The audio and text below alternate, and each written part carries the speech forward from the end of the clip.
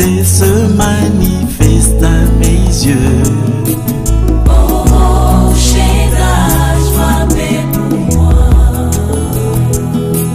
Laisse ta gloire descendre des cieux. Que l'eau de grâce coule sur moi. Rassemblés. Alléluia. Alléluia. Nous bénissons notre Dieu, notre Père, qui a permis qu'on soit là aujourd'hui. Et nous lui rendons grâce et honneur de nous avoir accordé la force de nous présenter dans ce lieu. Quelqu'un peut dire bien Amen. Nous nous sommes réveillés par la force du Seigneur. Nous sommes arrivés ici par sa force. Et nous le louons par sa force. Et tout est pour lui. Et tout ce que nous avons lui appartient. Prenons nos Bibles dans Des Rois chapitre 6. Des Rois chapitre 6. Nous lisons à partir du verset 8. Un long texte, jusqu'au verset 23. Le roi de Syrie était en guerre avec Israël. Et dans un conseil qu'il tint avec ses serviteurs, il dit: mon camp sera dans un tel lieu. Mais l'homme de Dieu fit dire au roi d'Israël: garde-toi de passer dans ce lieu, car les Syriens y descendent. Et le roi d'Israël envoya des gens pour s'y tenir en observation vers le lieu que lui avait mentionné, et s'en allait l'homme de Dieu.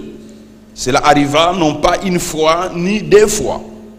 Le roi de Syrie a eu le cœur agité. Il appela ses serviteurs et leur dit: ne voulez-vous pas me déclarer quel est de nous et pour le roi d'Israël?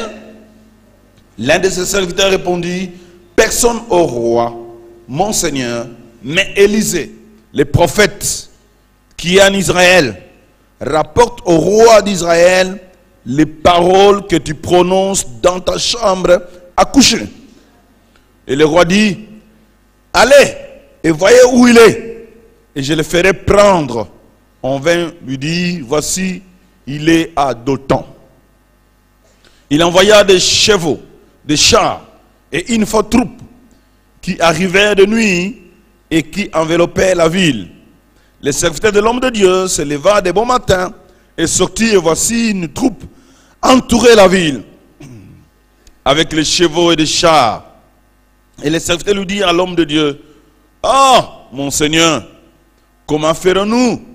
Il répondit: ne crains point, car ceux qui sont avec nous sont en plus grand nombre que ceux qui sont avec eux. Élisée pria et dit: Éternel, ouvre ses yeux pour qu'il voie. Et l'Éternel ouvrit les yeux du serviteur, qui vit la montagne pleine de chevaux et de chars de feu autour d'Élisée. Le Syrien descendit vers Élisée et il adressa alors cette prière à l'Éternel: daigne frapper aveuglément cette nation. Et qu'Éternel les frappa aveuglément selon la parole d'Élisée. Et Élisée leur dit: ce n'est pas ici le chemin, et ce n'est pas ici la ville. Suivez-moi, et je vous conduirai vers l'homme que vous cherchez. Il les conduisit à Samarie, et lorsqu'il fit entrer dans la Samarie, Élisée dit: Éternel, ouvre les yeux de ces gens, pour qu'ils voient. Et l'Éternel ouvrit leurs yeux, et ils virent qu'ils étaient au milieu de Samarie. Le roi d'Israël, en les voyant, dit à Élisée: frapperai-je, mon père? Tu ne feras point, répondit Élisée. Est-ce que tu frappes de ce que tu fais prisonnier avec ton épée et avec ton arc? Donne-leur du pain et de l'eau, afin qu'ils mangent et boivent, et qu'ils s'en aillent ensuite vers leur maître. Et le roi d'Israël leur fit servir un grand repas, et ils mangèrent billes, et puis ils renvoyèrent, ils s'en allèrent vers leur maître, et les troupes de Syriens ne revinrent plus sur le territoire d'Israël. Amen. Seigneur, bénis ta parole dans nos cœurs, et que cela puisse nous faire du bien, car tu es puissant, tu fais des merveilles sans nombre au nom de Jésus. Amen. Gloire au Seigneur. Bien-aimé dans les Seigneur, shalom. Shalom. J'ose croire qu'il y a des vivants dans cette salle. Shalom. Et nous bénissons notre Dieu pour cette occasion. Je voulais parler sur les dessins déjoués. Les plans déjoués. Comment est-ce qu'on peut déjouer les plans? Comment est-ce qu'on peut faire échec à un projet dans la vie? C'est ce que je voulais parler. Et dans ce texte, nous avons lu, c'est le roi de Syrie qui attaque Israël. Et quand le roi de Syrie a fait des projets pour attaquer Israël, le prophète Élisée qui était en Israël, il disait au roi d'Israël ce qu'il devrait faire pour déjouer le projet du roi de Syrie. Alors le roi de Syrie a constaté que tout ce qu'il faisait comme programme pour attaquer Israël, c'était connu de l'autre côté d'Israël. Et il a demandé de nous, qui est traître, qui est en train de nous trahir, comment c'est que nous parlons ici, ça arrive en Israël? L'un des serviteurs lui dit, non, écoutez, mon Seigneur, il y a en Israël un prophète qui écoute ce que tu dis dans ta chambre. Il dit, ah bon? Il y a quelqu'un en Israël qui écoute ce que moi je dis dans ma chambre. Il dit, oui. Alors, il dit, cherchez-moi, ça va, il est où? On dit, il est à Dothan, en Israël. Et il a envoyé des troupes, des chevaux, des chars, pour aller chercher le prophète Élisée. Et quand ils arrivent là-bas, Élisée les a vus. Non, d'abord, c'est le serviteur d'Élisée qui les a vus quand il est sorti le matin. Il dit, oh, maître, que ferions-nous? Élisée a prié Dieu pour dire à son serviteur, Seigneur, ouvre les yeux de mon serviteur qu'il voie. Et le serviteur a vu que ceux qui étaient avec Élisée étaient plus nombreux que ceux qui étaient avec le roi de Syrie. Quelqu'un peut dire amen. Et puis l'homme de Dieu a prié. Il dit, Seigneur, je veux que ces hommes soient aveuglés. Ils étaient aveuglés. Et puis après, Élisée leur dit, venez, je vais vous montrer la personne que vous cherchez. Il n'est pas ici, venez. Ils ont commencé à suivre Élisée aveuglément, ils ne voyaient plus. Élisée les a fait entrer jusque dans la ville de Samarie. Et quand ils sont arrivés dans la ville de Samarie, Élisée leur dit, Seigneur, ouvre leurs yeux qu'ils voient. Dès qu'ils ont ouvert les yeux, ils se sont rendus compte qu'ils étaient dans la ville de Samarie, entourés par des Samaritains, entourés par des soldats samaritains. Aïe, aïe, aïe, qu'est-ce qu'il faut faire?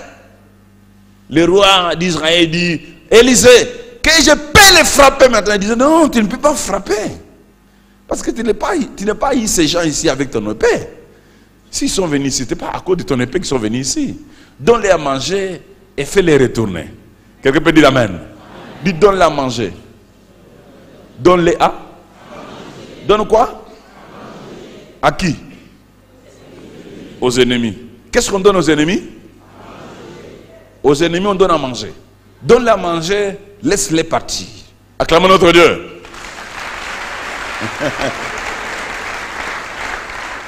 Là, pour vous dire que qu'est-ce qu'il faut faire si vous rencontrez un ennemi dans la vie. Dieu va humilier votre ennemi. Ce n'est pas pour que tu le tues, mais pour que tu lui donnes à manger. Déjouer les dessins. Déjouer les projets. Le mot déjouer, ça signifie simplement que se faire échouer un projet, c'est le dictionnaire. Faire échouer un projet. Faire échouer une entreprise. Faire échouer un complot. Faire échouer une ruse. C'est possible dans la vie que les ruses qui seront formées contre nous soient échouées. Un complot contre nous peut être échoué. Tel que la Trinité est en train de vivre cette affaire maintenant. Mais sachons que ça échouera. Et ou mettre quelqu'un en échec dans ses actes et dans ses paroles. Il y a de ces gens dans leurs paroles, ils cherchent comment faire pour nous faire tomber, pour nous faire écarter de la voie du Seigneur. Mais Dieu a le pouvoir, la puissance par le Saint-Esprit, afin que nous pouvions arriver à déjouer ces choses-là. Amen. Ici, nous sommes en face de cette situation du roi de Samarie et du roi de Syrie.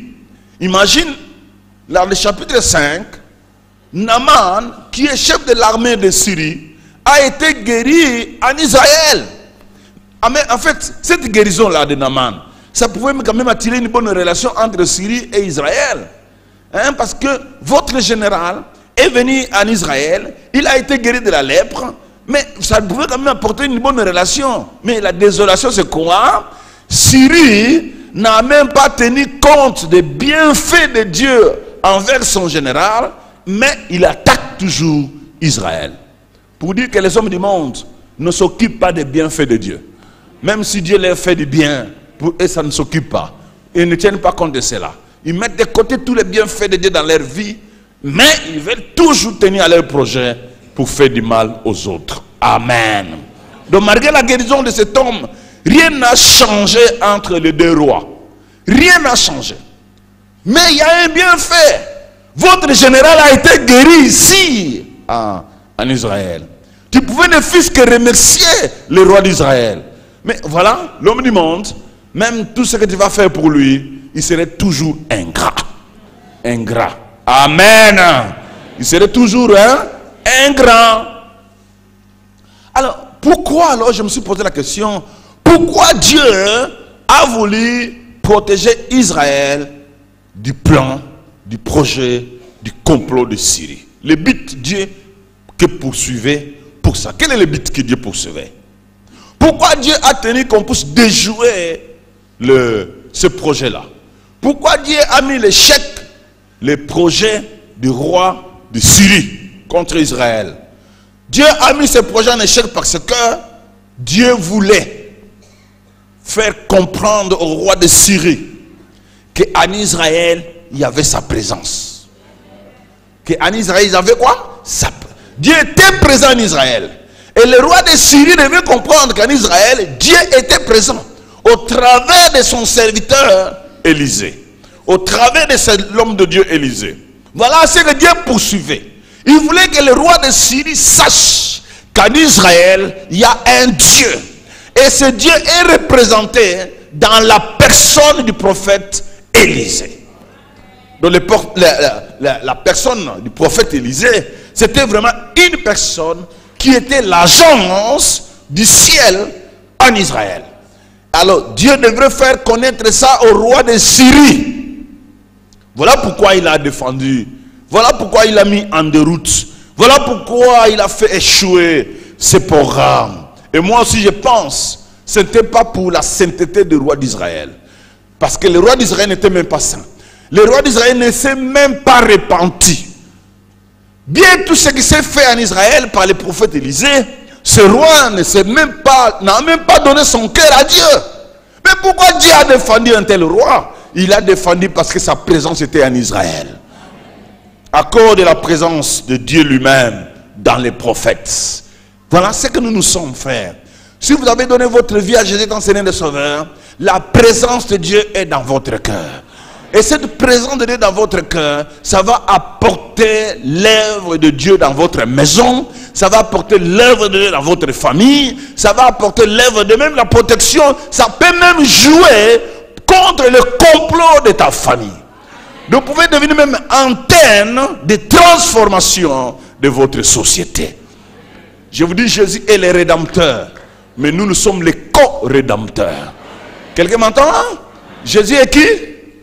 Et nous sommes les co-rédempteurs. C'est-à-dire, Jésus nous a délivrés pour que nous puissions délivrer les autres. Quelqu'un peut dire amen, hein? Donc, au travers de nous, ceux qui n'étaient pas guéris peuvent recevoir la guérison. Quelqu'un peut dire amen, hein? Au travers de nous, ceux qui avaient des maladies, les maladies peuvent les quitter. Au travers de nous, ceux qui n'ont pas eu l'occasion d'étudier peuvent étudier. Au travers de nous. Quelqu'un peut dire amen, hein? Nous sommes les co-rédempteurs. Jésus est le rédempteur suprême, mais nous sommes les co-rédempteurs. Dites au frère qui est à côté, tu es un co-rédempteur. Acclame le Seigneur. Nous sommes les co-rédempteurs, frères, avec Jésus. Donc la présence du prophète en Israël, ça fait que Israël pouvait être protégé, ça fait que Israël pouvait être gardé, ça fait qu'Israël est devenu capable de déjouer le complot. Et la présence de Jésus dans votre cœur, par le Saint-Esprit, amène aussi ses avantages tout autour de vous. Amène aussi cet avantage même dans notre église. Donc voilà pourquoi nous disons que cette église est une église bien protégée, parce que la présence de Dieu est ici. Dieu est avec nous. Je vous dis, le Seigneur est avec nous. Je suis en train d'informer une personne, dès que nous sommes là ce matin, Jésus est ici. Et le Saint-Esprit est avec nous ce matin. Il est en train d'agir dans les cœurs. Et il va transformer, apporter la guérison, la délivrance et la victoire. Acclamons la présence de notre Seigneur Jésus parmi nous.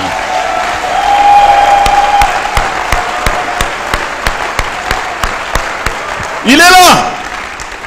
Pourquoi Dieu a déjoué le complot en Israël? Parce qu'il y avait sa présence dans la personne d'Élisée. Et l'Élysée aujourd'hui, c'est vous et moi. Quelqu'un m'entend? Vous êtes Élysée pour votre société. Vous êtes Élysée pour votre famille. Vous êtes Élysée pour le Congo démocratique. Quelqu'un m'entend? Vous êtes Élysée pour votre entreprise. Vous êtes Élysée dans l'hôpital où vous travaillez. Vous êtes Élysée là où vous êtes en train de faire du travail. Élysée à l'université. Élysée au barreau. Acclamez le Seigneur.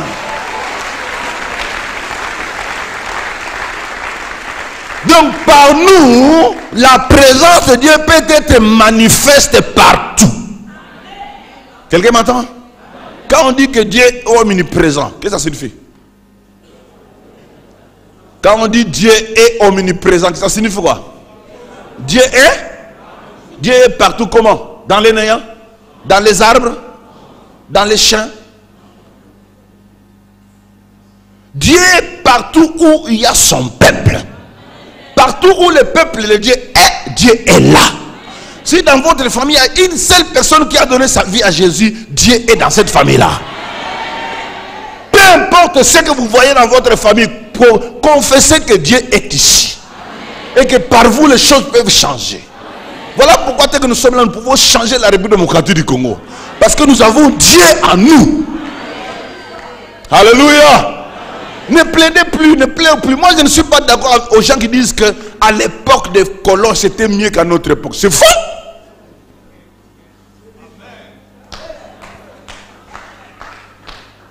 Oh, à l'époque des Flamands, c'était mieux qu'à notre époque. C'est faux.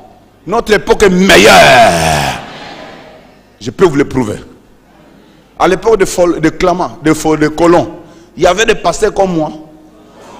Et des églises comme ça.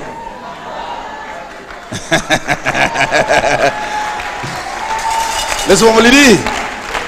À l'époque des Belges, Congo belge, il y avait des églises comme ça.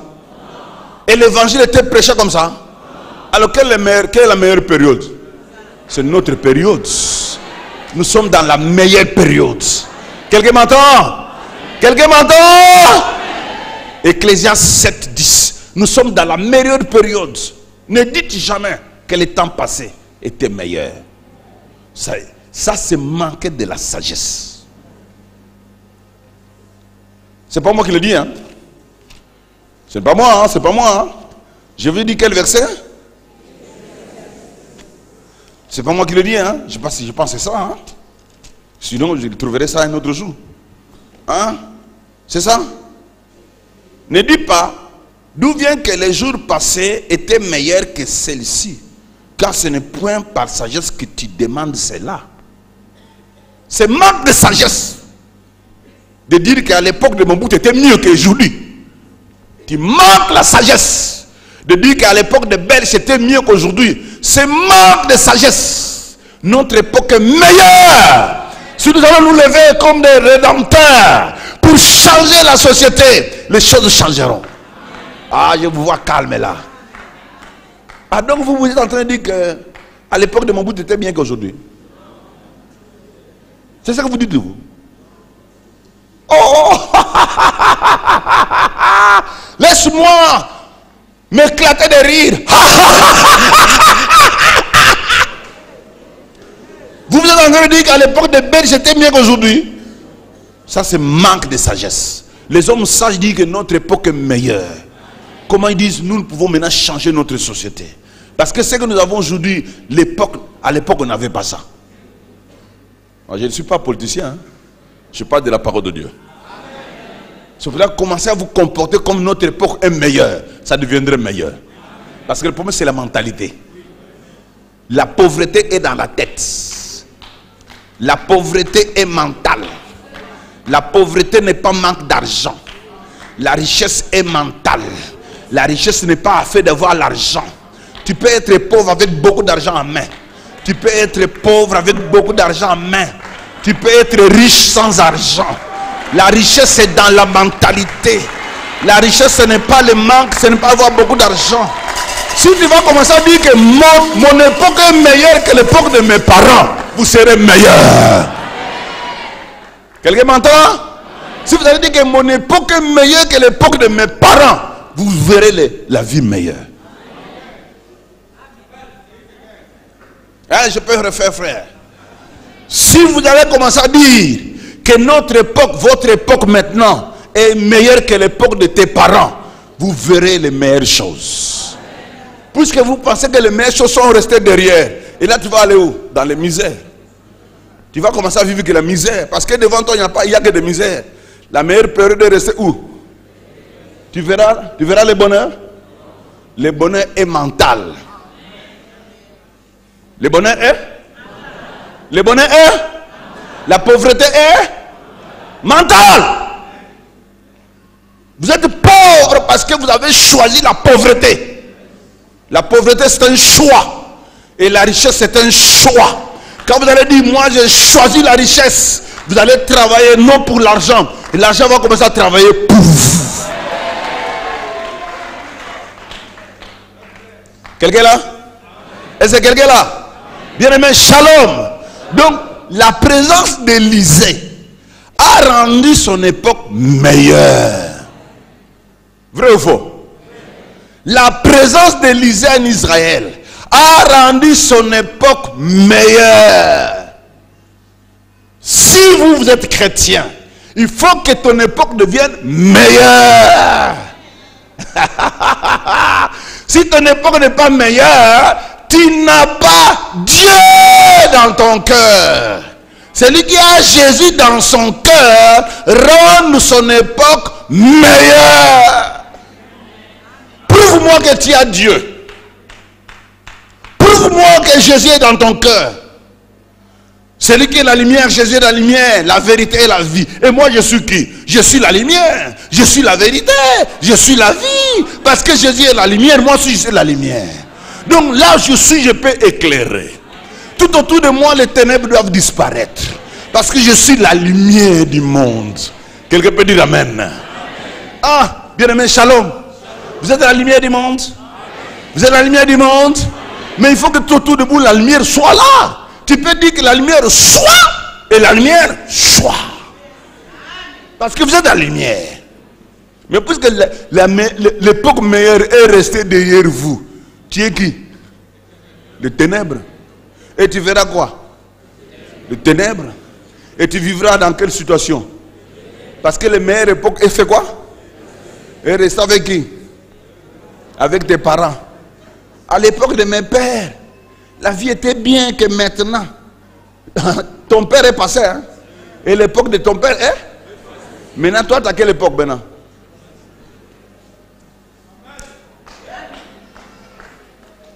Mon époque est meilleure.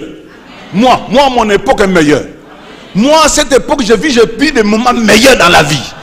Quelqu'un peut entendre que vous dites amen. Voilà, si tu veux changer la vie, c'est comment il faut faire. Élisée, sa présence, seule sa présence, apporta la lumière dans la société. Combien nous sommes chrétiens dans ce pays? Est-ce qu'il y a la lumière?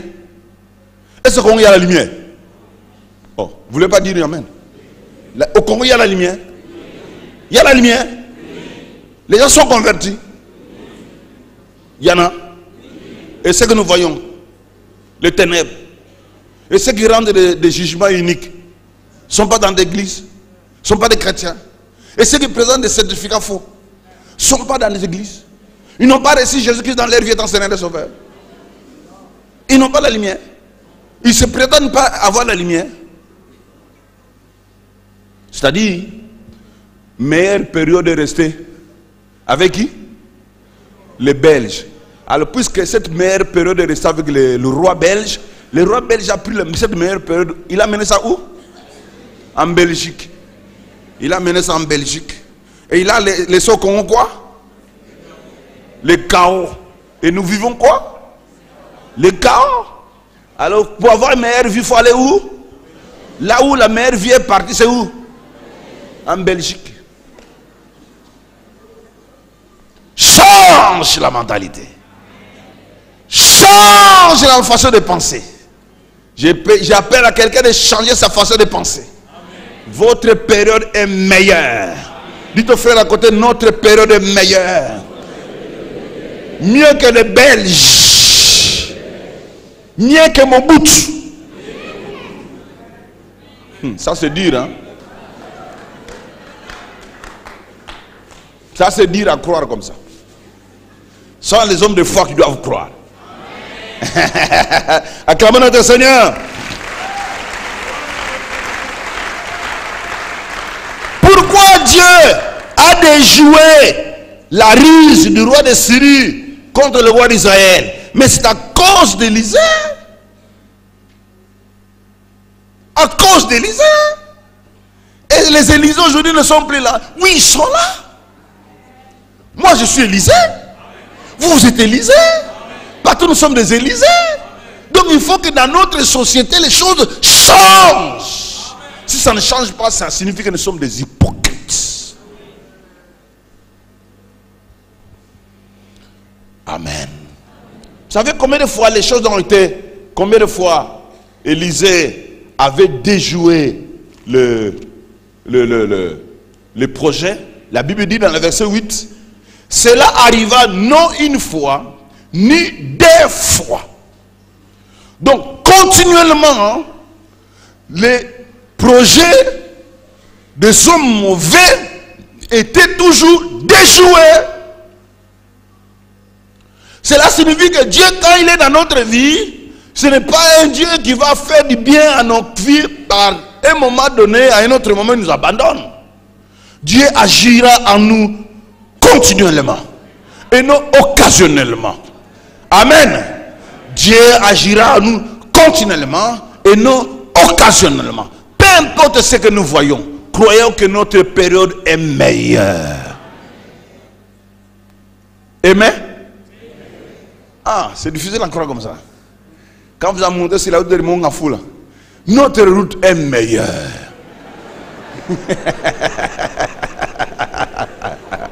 Alléluia. La route de Mongafou est meilleure. Quelqu'un peut dire est meilleure. Oui, elle est meilleure. Elle est meilleure. Frère, je vous dis, elle est meilleure. Ah, Jésus, vous ne voyez pas. Vous êtes les serviteurs d'Élysée. Les serviteurs d'Élysée ne voient pas. Il faut prier pour eux pour que les yeux s'ouvrent. Mais il n'y a qu'Élysée qui voit les choses meilleures. Même son serviteur ne voit pas les gens qui l'entourent. Moi je vous dis, la route de Mongafoula est meilleure. Demeurons en Christ, frère. Laissons-nous être conduits par le Saint-Esprit. Confessons nos péchés jour et nuit. Dieu va déjouer la ruse du diable contre nous. Confesse tes péchés jour et nuit. Cherche la plénitude du Saint-Esprit jour et nuit. Dieu va garder sa présence en vous. Et lorsque les jets et lorsque les complots viendront, il va les déjouer. Pourquoi? Parce que tu veux la pureté. Pourquoi? Parce que tu veux la sainteté. Pourquoi? Parce que tu veux la plénitude du Saint-Esprit. Et Dieu fera sa part. Je crois que c'est ce que faisait Élisée. Chaque fois il demandait le pardon de sa vie. Seigneur, pardonne-moi, purifie-moi, remplis-moi de ton esprit. Seigneur, remplis-moi, conduis-moi, Seigneur. Et les résultats, moindre complot, il est informé. Acclamons le Seigneur. Il est informé. Ne gardez jamais les péchés non confessés dans le cœur. Frère, je vous en supplie. Ne garde jamais les péchés non confessés dans le cœur. Tu es un homme. Tu es un humain. Chaque jour, Seigneur, purifie-moi. Le matin, le soir, à midi, quand vous marchez, Seigneur, j'ai mal parlé, j'ai mal répondu, pardonne-moi. C'est comme ça Dieu, à chaque complot, t'informera. Le roi de Syrie, dans le verset 11, le roi de Syrie, déséquilibré, agité, il appela ses serviteurs. Il a dit, voulez-vous pas me déclarer quel est de nous et pour le roi d'Israël? Dis-le-moi, il y a l'un de nous est traître. Parlez, j'ai besoin de comprendre. Et l'un de son serviteur dit, maître, comment ce serviteur l'avait su? Maître, en Israël, il y a quelqu'un, tout ce que tu dis dans ta chambre, il écoute. Ah. Bon, celui qui a dit ça, lui aussi, il écoute, non? Hein? Mais celui qui informe le roi, lui aussi, il écoutait. Mais comment lui savait qu'en Israël, il y a quelqu'un qui écoute ce qu'on dit dans la chambre? Lui aussi était informé. C'est là où les hommes du monde aujourd'hui sont en train d'appliquer l'occultisme. C'est aujourd'hui, c'est là où les hommes du monde aujourd'hui, les hommes du monde, on cherche les énergies magnétiques. Il faut être comme le prophète Élisée. Loin mais suivant ce qui se passe dans des chambres de fidèles. Et aujourd'hui, il y a des prophètes qui se disent prophètes, qui donnent des prophéties. Parce qu'ils se disent, ils ont reçu l'onction d'Élisée. Ils vont dans des chambres avec des corps astrales pour recevoir les messages. Et imagine si je viens et dis, Achille, tu sais quand tu te lavais là, j'étais dans ta chambre. Qu'est-ce qui va t'arriver? Hein? Frère, tu sais quand tu lavais là, j'étais dans ta chambre. D'ailleurs, c'est moi qui t'avais donné cet essuie-main que tu t'es essuyé. Qu'est-ce que tu vas faire? Je ne deviens pas un prophète. Je ne deviens pas un prophète. Alors, je suis un prophète. Et aujourd'hui, il y a des églises où il y a des prophètes comme ça. Ils ont l'onction soi-disant d'Élisée. Non, non, ce n'est pas d'Élisée. Élisée, il était informé par le Saint-Esprit. Ce ne sont pas ce qui se passe aujourd'hui dans notre pays, où il y a des gens qui appliquent l'astronomie, la métaphysique, disant qu'avec l'astronomie, on peut entendre de loin. Et ça s'achète. Il y a des boutiques où on vend ça. Et même on vend ça en dollars, en euros et en CFA. Il y a même des numéros de téléphone. Surtout quand ils ont entendu que ma soeur est en difficulté. Ils m'ont consulté. Il dit, pasteur, mais tu peux en finir avec Payanzo comme un bébé. J'ai dit non. Si vous m'aviez donné ça quand j'étais pasteur à Bandalung, na Mandala, là j'allais prendre.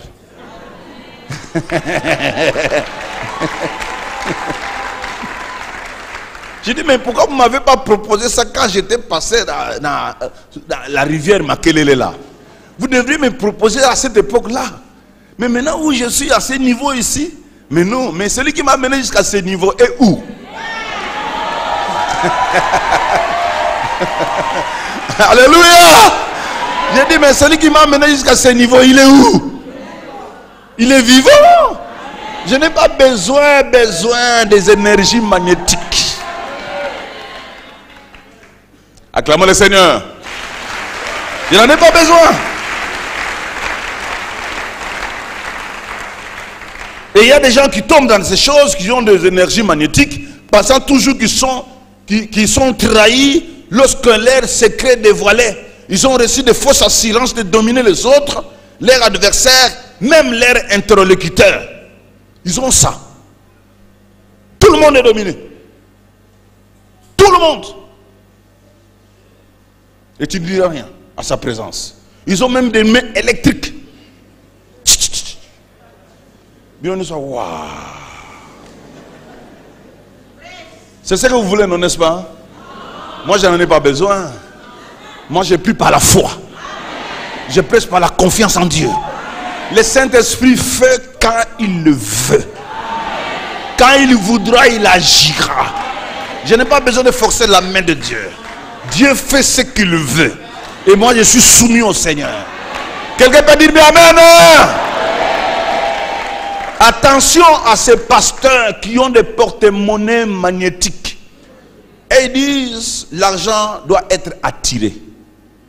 Et il faut attirer tout ce qui est dans les poches des fidèles. Et ils attirent ça. Nous avons sungayo. Yom to tambola tambola.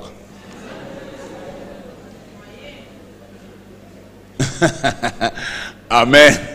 Bitambola tambola. On va commencer à t'attirer l'argent là-bas.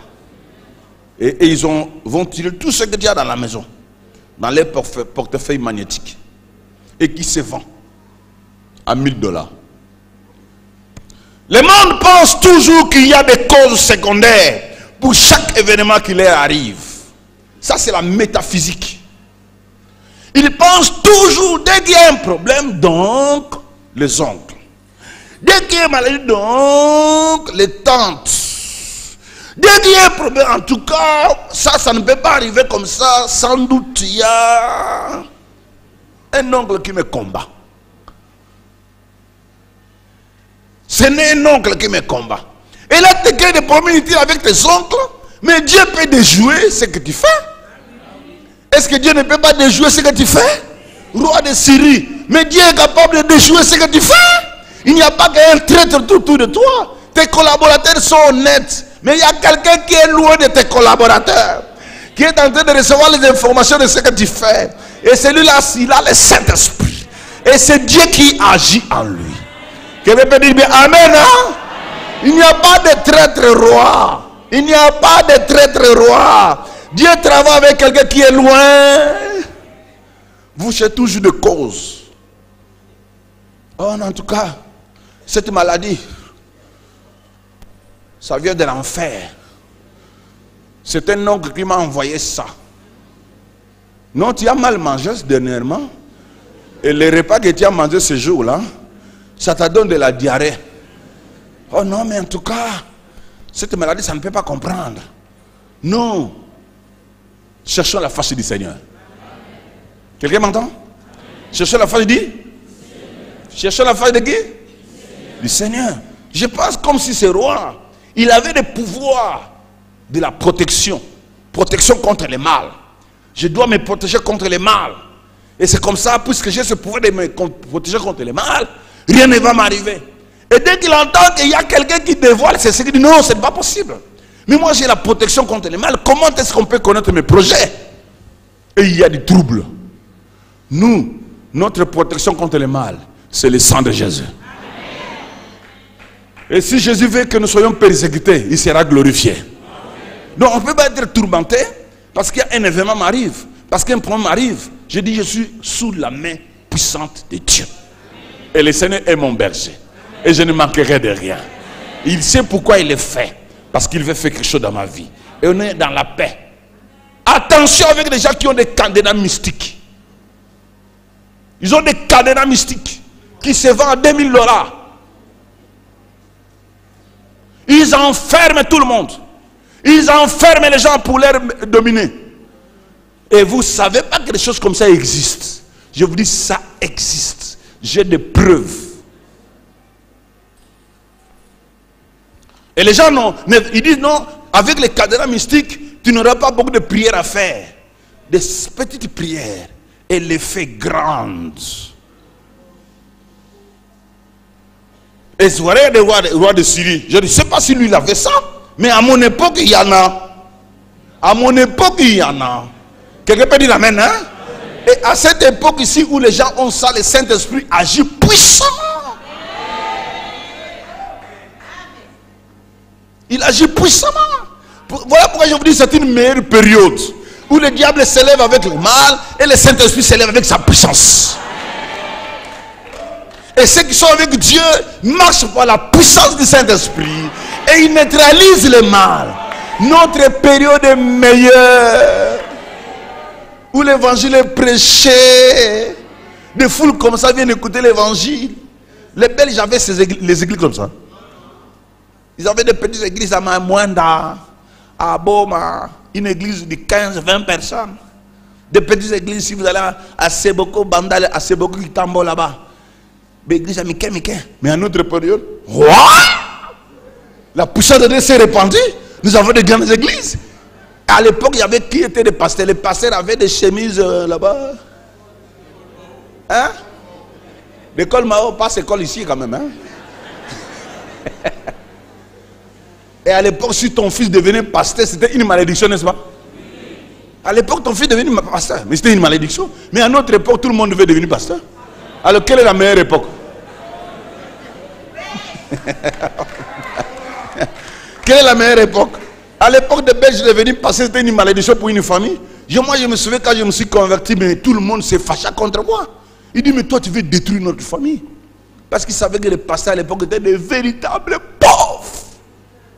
Vrai ou faux? Et ça, c'est une meilleure époque. Oh. Nous sommes dans une meilleure époque. Ah, je voulais m'arrêter là, je vais continuer vendredi. Et je ne sais si le roi de Syrie faisait ces choses, mais laissez-moi vous dire que Dieu s'est manifesté pour apporter le salut en Israël. Élisée écoutait. Et nous aussi, je me résume, nous aussi nous pouvons écouter. Vous savez, quand Élisée recevait le message de Dieu dans son intuition, que je vous ai dit dernièrement, l'homme est un esprit, et dans l'esprit il y a la conscience, il y a l'intuition, il y a la communion. L'homme qui a le Saint-Esprit va venir ressusciter son esprit, et son intuition va commencer à recevoir le message de Dieu. Peu importe le lieu où vous serez, même si vous êtes loin, vous pouvez entendre la voix du Saint-Esprit dans votre intuition. Puisque vous êtes en communion avec Dieu dans votre esprit, Dieu va commencer à vous communiquer. Tu n'as pas besoin de cadenas. Tu n'as pas besoin de corps astral pour commencer à sortir, parce qu'il y a des corps physiques et des corps astrales avec le code A002. On n'a pas besoin de ça. Alléluia. Bien aimé, alléluia. Est-ce que vous m'entendez? On n'a pas besoin de ça. Nous avons la puissance du Saint-Esprit. Même si tu ne vois pas cette puissance, croyez que vous en avez. Amen. Ne pensez pas que l'époque de Joël, quand on a dit « Je répandrai mon esprit sur toute chair », était meilleure que notre époque. À l'époque de Joël, combien ont reçu le Saint-Esprit? À notre époque, combien de personnes qui ont reçu le Saint-Esprit? Entre notre période et l'époque de Joël, quelle était la meilleure époque? C'est notre époque. Alléluia. Et aujourd'hui, plusieurs sont remplis du Saint-Esprit. Quelqu'un peut dire bien un grand amen.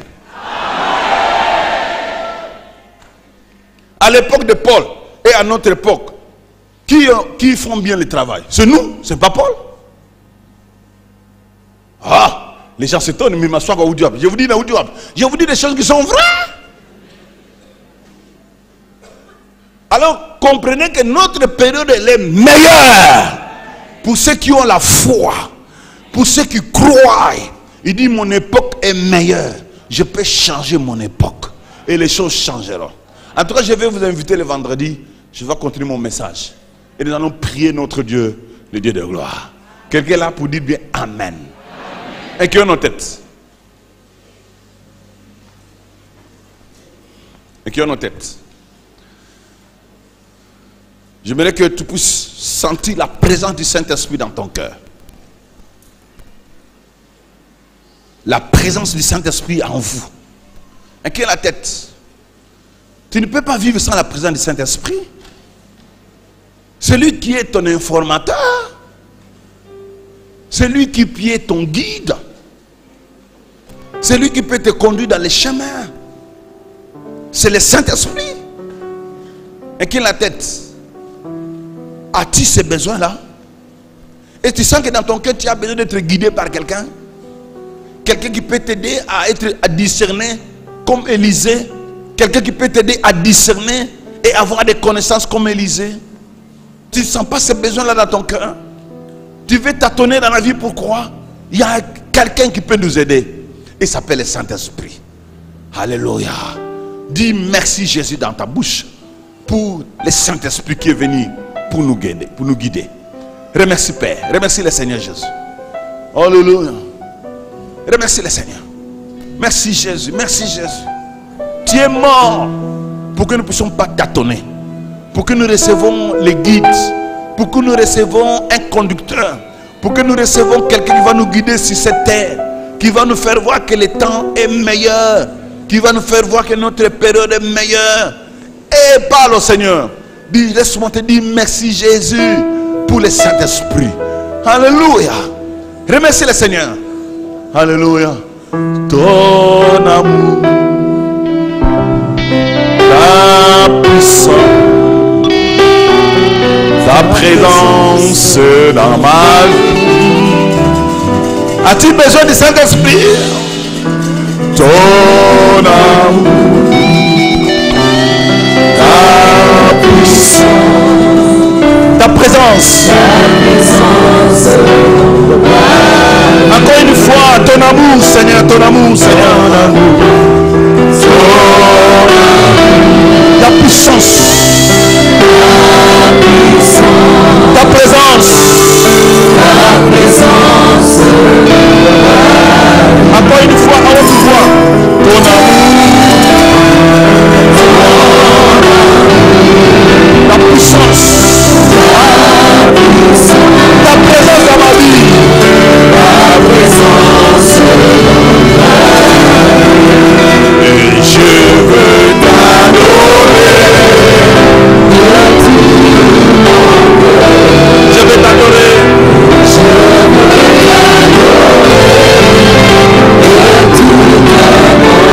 encore une fois je vais t'adorer.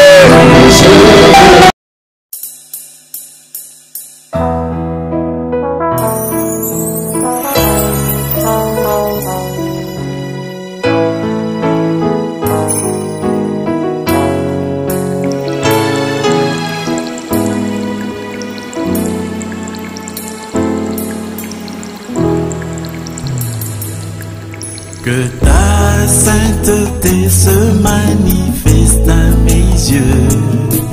Oh, Shaddai, frappez pour moi. Laisse ta gloire